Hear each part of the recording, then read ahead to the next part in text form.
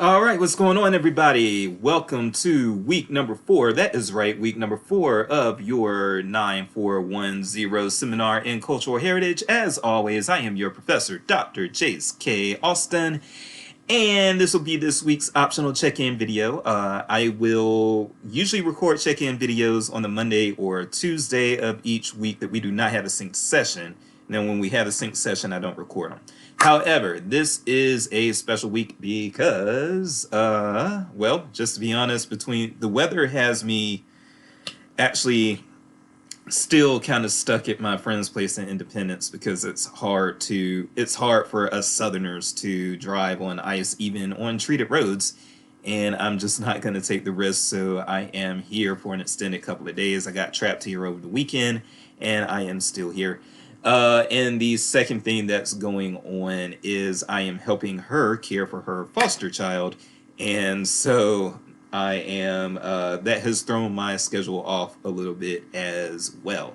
I apologize for hair that needs to be cut or at least brushed, and I have not had much of an opportunity to do that, but the baby is where the time really belongs anyway. So that's where we are with that.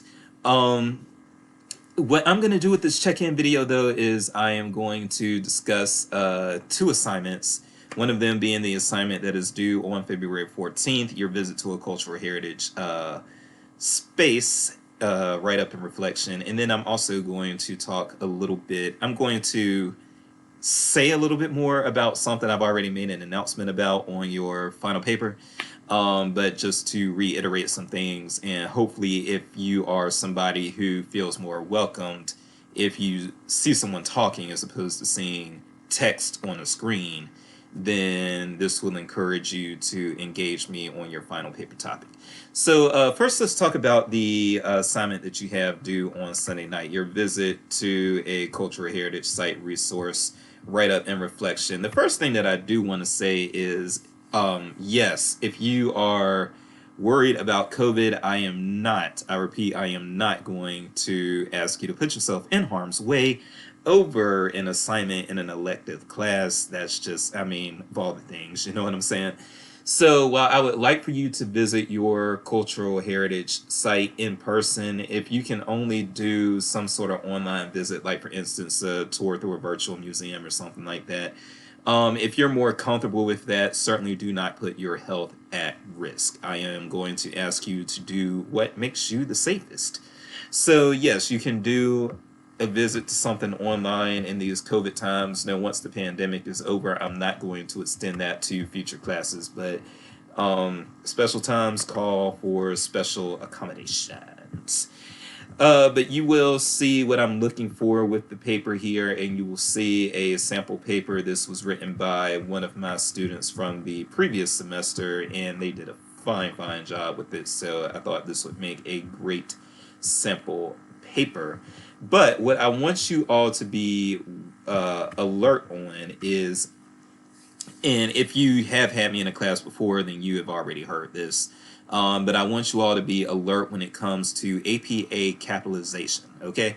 So, with APA, because I will be looking at this, I will be grading for this, and I go through more, I'm more adamant about going through this in more detail with my required classes, so with 7314 in particular, but I'm still going to go over this here. So, Purdue APA.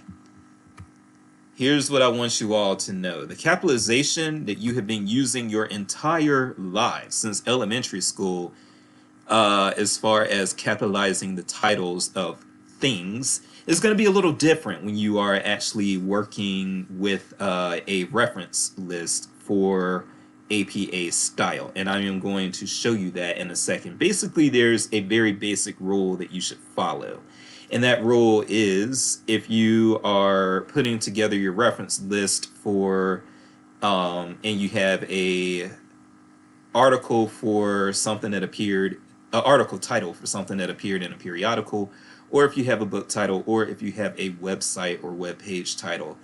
When you are capitalizing the words in the title, you won't just make minor words like the, but, of, those sorts of words. You won't just make those lowercase. You will actually make lowercase everything except for the first word of the title, the first word of the subtitle, and any proper nouns, names of persons or places. So, for example, and we're going to look at the Purdue OWL site to confirm this, and I'm also going to attach a book chapter. I mean, not a chapter, but I'm going to attach some information from the APA style guide that's going to help you out with this. So let's look, for instance, first at articles and periodicals. Again, I said you would capitalize the for the title of the article. By the way, this is very important.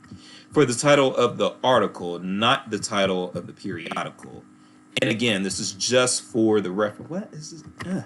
This is just for the reference list. It's not going to be when you are actually mentioning these articles in your regular text. This is for the reference list.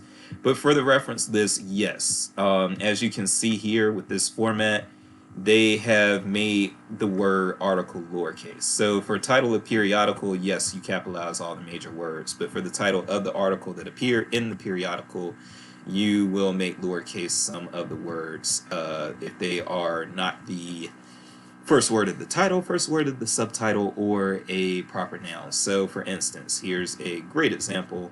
Better late than never. As you can see, late, than, and never are lowercase. Only better is capitalized. Or we can go back up here. So look at this. This is an article title in the Writing Center Journal. Tell me exactly what it was that I was doing that was so bad. Understanding the needs and expectations of working class students in writing centers. Tell is capitalized. Understandings, first word of the subtitle, capitalized. Every other word is lowercase. Now, we are going to look at books. Okay, and with books, it's the same deal. So there's an Alexander the Great, I think, example somewhere, isn't there? Well, anyway, okay, never mind. But, as you can see, title of work, capital letter also for subtitle. So, you will capitalize that first word in the title, the first word in the subtitle. You leave the rest lowercase, and you, if you see a proper noun, then go ahead and capitalize that. We don't have a proper noun here. Well, English. Okay, this is good.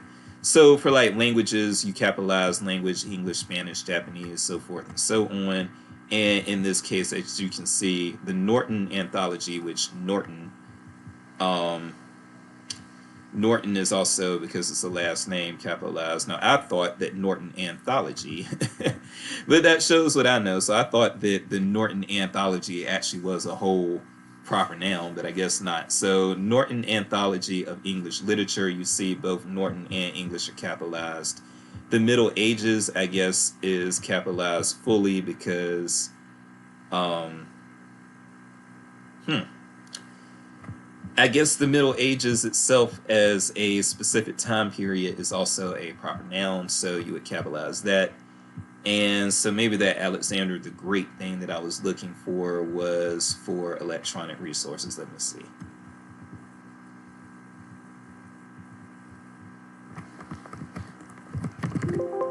No, I'm not seeing it. Okay, well, whatever the case may be, again, you would, if you are looking even at a web page, so Tuscan white bean pasta, you see that. Tuscan white bean pasta. You see that Tuscan is the only word that they capitalize for this web page, even though when you click on the web page, oh, well, that wasn't really what I wanted. Maybe this one's better. Yes, so as you can see, yeah, when you click on this web page, they just have the standard capitalization scheme.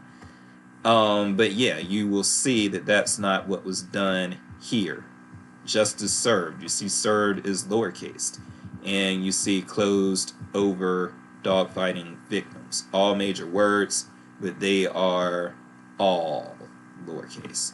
So I want you to be alert on your capitalization, and if you have any questions about it, please contact the Writing Center, and you can Google University of Missouri Writing Center or Mizzou Writing Center, and that will take you there. The Writing Center is happy to look over your citations and to make sure that they are properly formatted. Okay, so that is what I wanted to talk about there. And then when it comes to your finals, let's get back into that.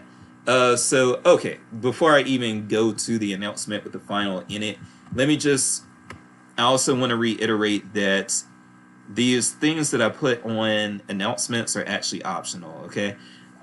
Your required readings are in the modules and in the syllabus, and they are marked, unless they are marked optional in the modules and in the syllabus, then yeah, those are required. But what you're seeing because I have been putting a lot of announcements in this course, there's just been a lot going on that I thought was relevant to bring to your attention. So if you do see the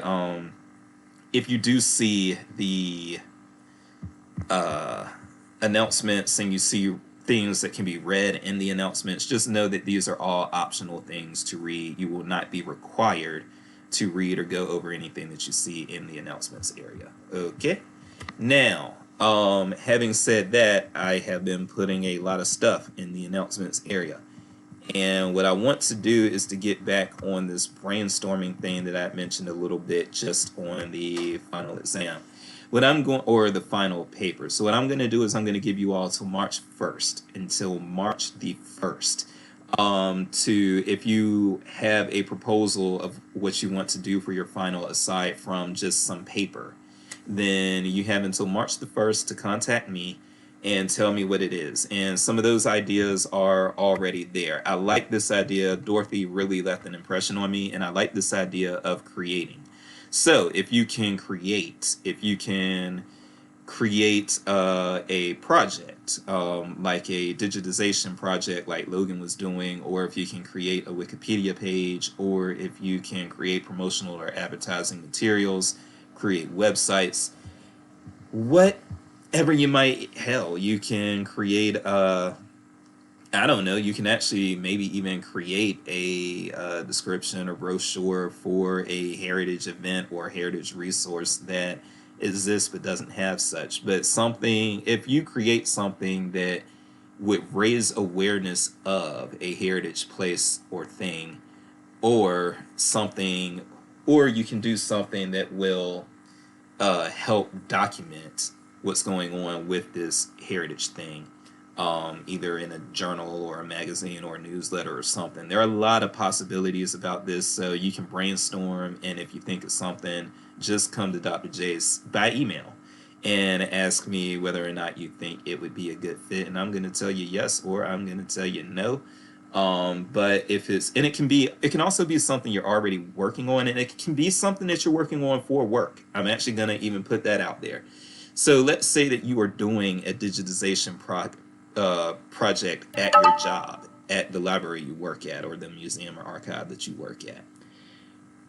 You can actually count that as your final exam if you contact me and say, hey, Dr. Jace, I'm already working on this, and that, and I was wondering if I could establish a benchmark. So I was wondering if I could be evaluated on completing a certain amount of digitization or whatever by final exam time, and we will agree on a benchmark, and then you go accomplish that benchmark and you're golden. So this is a course that I like it when the results of this course are that people are convinced to do things that help out those who are not enrolled in or affiliated with the course. Okay, but having said that, I am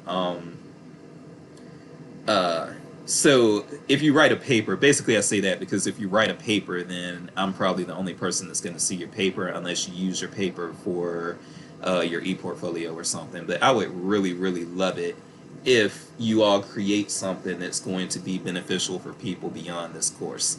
I think that's what cultural heritage is all about. So if you think of something, let me know. And if you don't think of anything, what I'm going to do is I'm going to make two writing prompts for those who cannot think of a creation project of their own.